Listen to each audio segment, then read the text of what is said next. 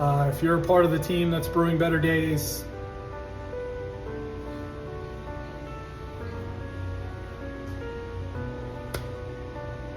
thank you. Welcome to another episode of Wednesday's Words of Wisdom. My name is Eric Hadley. I'm the CEO and founder of Got Your Six Coffee Company, and I want to share some insight, some lessons learned on my part.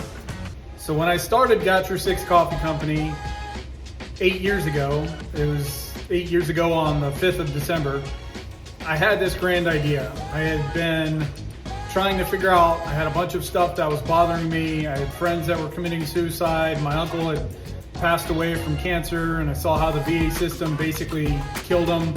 I grew up in Texas, and I was raised to respect and help first responders, veterans, healthcare professionals, and to honor them in their service and what they do.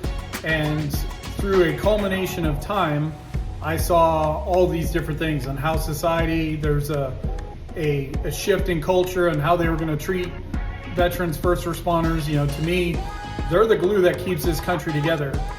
That coupled with the VA system and how my uncle passed, and knowing how the VA system was treating people at the time, and the loss. You know, when I started Got Your Six, I could point to 13 different people that thought suicide was the answer, and all this stuff was weighing on me, and I wanted to make a difference, and I didn't know how. I didn't have the ability. You know, in my mind, there's two ways you can solve this problem. One, you can jump in the political arena and fight that fight, which I have zero desire to do. You know, the last thing I want to do is get into politics. The other way I saw that you could solve the problem is to give resources to nonprofit organizations that are out there that are making a difference. They're doing something, right? But how do you do that? You know, I don't have millions of dollars, and I have zero desire to be in politics. I was actually going through a course with Missouri State Small Business Technology Development Center, and I had this course, we had to do something, and if you're going to start a business, what would it be? And I just had a coffee break. I was sitting there with a cup of coffee, so I said, you know, if I'm going to start a business, let's do coffee.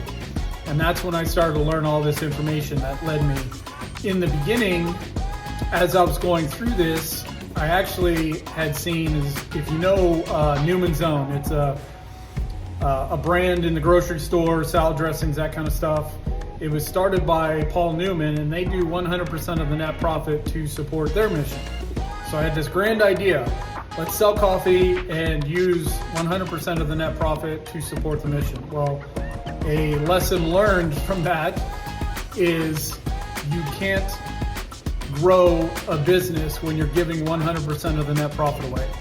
And there's some things here, like if you're Paul Newman, a super rich actor, and you've got millions of dollars, and as you're getting towards the end of the year, you realize you're about to get taxed and there's going to be a lot of money going to the government. Well, one of the ways I've learned through the past 8 years is that you can take that money and have it as a write-off, right? The government has all kinds of things that business owners can do that reduces their taxable income. Well, if you start a business, all the expense from that, starting a business, is tax deductible. So, you know, if you're Paul Newman and you got millions of dollars and you throw millions of dollars at a business, whatever it was, you can take and build a business that is self-sustained. Well, I didn't know that 8 years ago when I started this, and that's hurt me a lot. I started the business in the first, was it six and a half years? We were doing 100% of the net profit to support the mission, which I love the idea and the concept of it, but as I got to the point where, you know, you need to be able to grow the business and get equipment and all that kind of stuff, if you're giving all the money away, you don't have the money to be able to buy the equipment that you need. And that caught up to me in my journey. It got to a point where right before COVID, I had a blessing. A company reached out. They said they wanted to put us on their website, and great, that's sales. You know, getting our word out there, the brand and everything else. But then I learned that they're actively email marketing 300,000 people a month. Well, the engineer in me took over and was like, well, if 1% of that became a customer, at that point, the average customer was buying 2 bags of coffee at a time. That's 6,000 bags. Well, at that point, back in the beginning, the equipment that I could afford to package, I was only able to package 274 bags in an 8-hour shift. Let's do some simple math. 6,000 divided by 274, that's 29 days worth of work. And when you're a one-man bandstand doing the marketing, creating the content, doing the sales, packaging and all that kind of stuff, I couldn't do it. So a lesson learned from that is you can't do 100%, but thankfully COVID for me was in many ways a blessing. It forced me to stop doing the mission and put me in a position where I couldn't go out.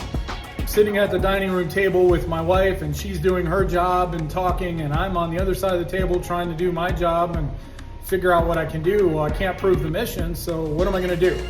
Well, I know I've got website issues, so I taught myself how to do the website, which I'm not a computer guy. I despise all that stuff, but to keep the cost down, I taught myself and fixed the issues I had on the back end of the website. And then, so from there, like, if I'm gonna fix the back end, I might as well fix the front end. So I redesigned the website. If you look at the website, what you see right now, everything was designed on my phone with me like zooming in and editing photos and stacking them. But long story short, COVID was a blessing. It forced me to work on the business. From there, after solving those problems, I was like, well, I knew I had a production issue. So I started working on that. And I am excited to be where we're at right now. I've built out the roastery, got production. You may hear some noise in the background. I'm flavoring coffee right now, but I'm now at a point where we have the ability to package 8,000 bags in an 8-hour shift. And so now the next part of this is switching to the sales side and getting back into that. So just wanted to share Wednesday words of wisdom. Do not, if you start a business, unless you're rich like Paul Newman and you've got millions of dollars, do not do 100% of the net profit. The national average for companies that give philanthropically, the national average is anywhere from 0.08 to 1.2. And we've restructured things through COVID. We no longer do 100%. We now do 25%, which is still 25 times the national average. In order for us to be able to do great things, we've got to be able to have the sales and we'd be able to do 25%. So I'm now in a position where we have that ability to fulfill, and it's a big shift for us to start doing that. So just wanted to share a little bit of Wednesday words of wisdom. Don't go through the pain points like I have. And if anybody's got any comments or questions, feel free to put them in the comments below. I need to, from my side, I've been so busy working in the business. I'm trying to get out into the ability to work on the business and get back into focusing on the sales and the marketing, content creation, and that kind of stuff. So if you have any questions, we'd love to share. I'm going to do my best to try and keep providing valued content for you guys. In the meantime, it's a balance between working in the business, fulfilling orders, packaging, roasting, getting all that stuff done, getting it out the door, and also being able to focus on the sales side, the marketing, and all that. So I just wanted to say, greatly appreciate everybody. If you're a part of the team that's Brewing Better Days,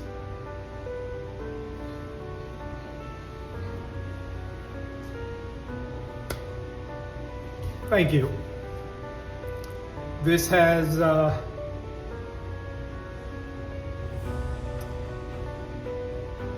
this journey has literally been one of the most rewarding things for me outside of raising my kids.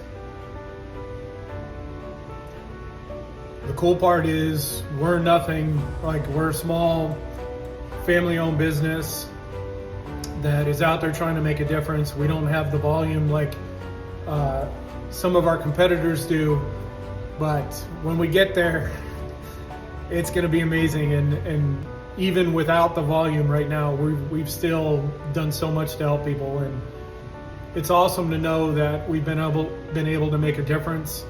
I can point to people that are still on this planet that haven't committed suicide. I can point to inspirational stories of how we've helped people to get back up on their feet and accomplish their goals, to be able to go out and make a difference in the world. We've been able to give high caliber training and better equip those that are serving the community to make a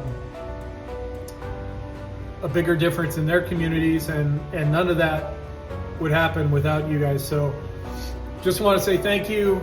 Hope you enjoyed the Wednesday Words of Wisdom, and if you got any questions or comments, leave them in the section below, and till next time, stay procrastinated.